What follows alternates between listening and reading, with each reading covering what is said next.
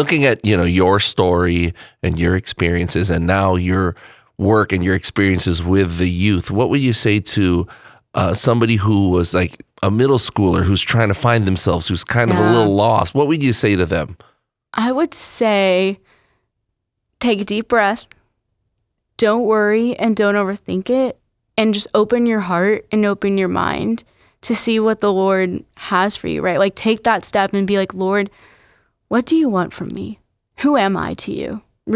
Please reveal that to me because I'm struggling right now, right? Like just that honesty in prayer, I think is something really, really humbling and really moving that the Lord just loves, right? Like you give the Lord a crack, he'll blow the door wide open.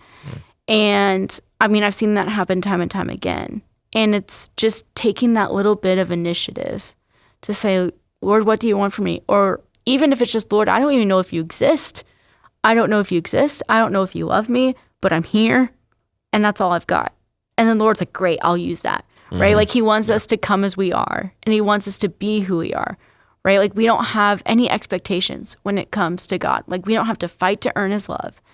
And that's something that mindset really struck with me because you were mentioning like, friends, or we were talking about friends and, like being in middle school and finding yourself.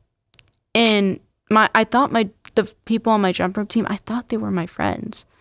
And it's not like they were bad people, but they just they saw me purely for the competition. Okay. Right? And so I never really experienced true friendship until I joined youth group.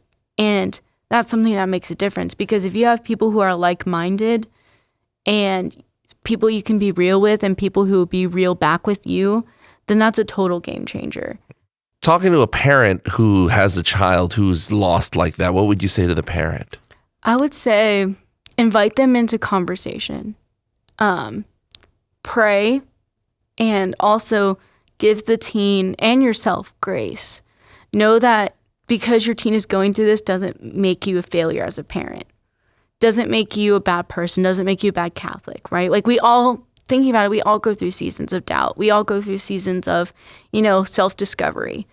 And being able to give yourself grace in that, but also, again, act on it, right? Like to actually talk to your team like, hey, like how was your day today? Like sit down together as a family for dinner. No one does that anymore.